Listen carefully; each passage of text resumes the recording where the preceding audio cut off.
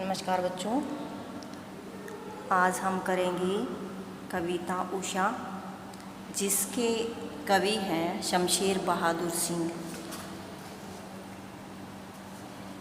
कवि ने सुबह सूर्य के निकलने से पूर्व की प्राकृतिक शोभा का बहुत ही सुंदर चित्रण किया है।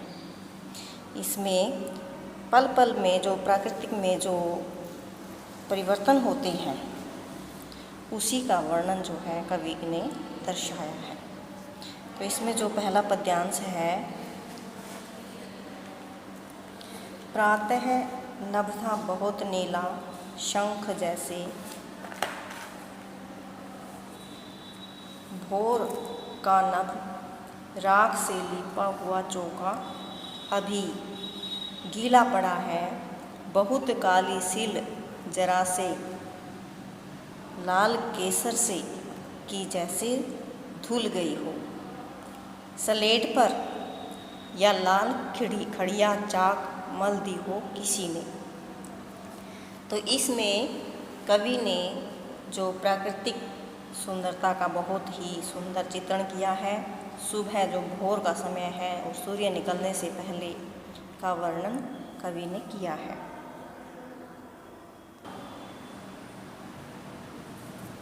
कवि का कथन है कि प्रातःकालीन आकाश मनमोहक नीलिमा से सुशोभित हो रहा है। यह गहरे नीले शंख के समान नीला प्रतीत होता है। प्रातः नभ था बहुत नीला शंख जैसे, कैसा नज़र आ रहा है सुबह का आकाश? शंख के समान जो है वो दिखाई दे रहा है। इस प्रकार जो सूर्योदय से पूर्व जो है आकाश का जो आकर्षक रूप है वो उन्होंने धारण कर लिया, उसने धारण कर लिया है। आकाश की जो नीलिमा है उसके कारण जो उसका जो सौंदर्य है शंख के समान बन गया था। भोर का नभ राख से लिपा हुआ चौका, तो नीले आकाश में सफ़ेद रंग की हल्की सी चमक देख करके कवि को ऐसा लगता है जैसे किसी गृहिणी ने सुबह सुबह जो है जो चौका होता है जिस पर कच्ची मिट्टी का बना होता है चूल्हा, जिस पर रोटी सेकते हैं, तो जैसे जो है वो सुबह सुबह जो चौका है वो लीप दिया है, मतलब उसको साफ कर दिया, लीप दिया है, जिसे मिट्टी से लीपते हैं वो लीप दिया है। जो अभी कैसा है, जो अभी तक गीला पड़ा हुआ है, मतलब जो सुबह सुबह जो है वो कैसी है, ठंड का जो आकाश या सूर्य निकलने से पहले ठंड का मौसम होता है, तो उसी तरह से जो चौका है वो लीप रखा है, ऐसा प्रतीत होता है आकाश जो अभी गीला पड़ा है। अर्थात प्राकृतिक सुंदरता में पवित्रता झलक रही है, अथवा ऐसा लगता है जैसे बहुत काली सिल जरा सी लाल केसर के जैसे धुल गई हो। ऐसा लगता है जैसे लाल केसर से युक्त सिल को भी धो दिया गया हो। सिल बट्टा होता है जो काले रंग का होता है, तो ऐसा लगता है कि लाल केसर से जैसे वो धुल गई हो, बहुत ही निर्मल है और साफ है।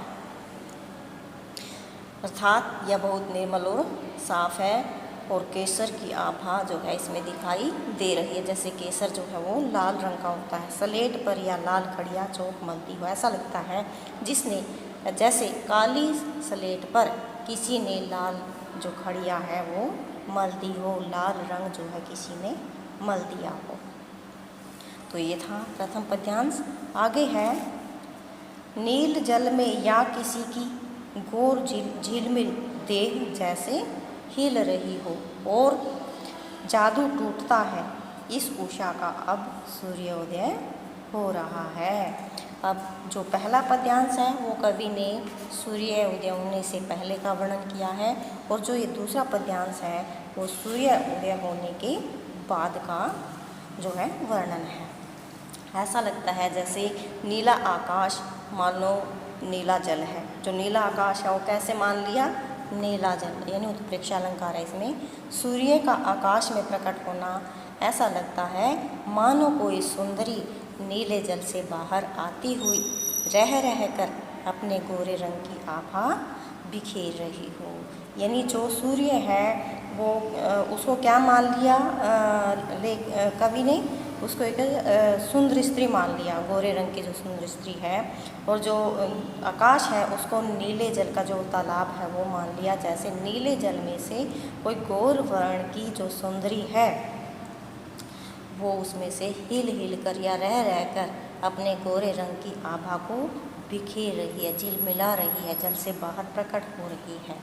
और जादू टूटता है इस उषा का, अब सूर्योदय हो रहा है। और इस उज्ज्वल जो सूर्य के प्रकट होने से उषा का जो जादू है वो क्या हो रहा है, जादू के समान जो यह सौंदर्य है वो समाप्त हो रहा है। जैसे जैसे सूर्य उदय हो रहा है तो जो सुबह का जो जादू है वो टूटता हुआ सा नज़र आ रहा है, क्योंकि अब जो सूर्य है वो उदय हो रहा है। तो ये थी आपकी कविता उषा, और जिसके कवि थे शमशेर बहादुर सिंह जी।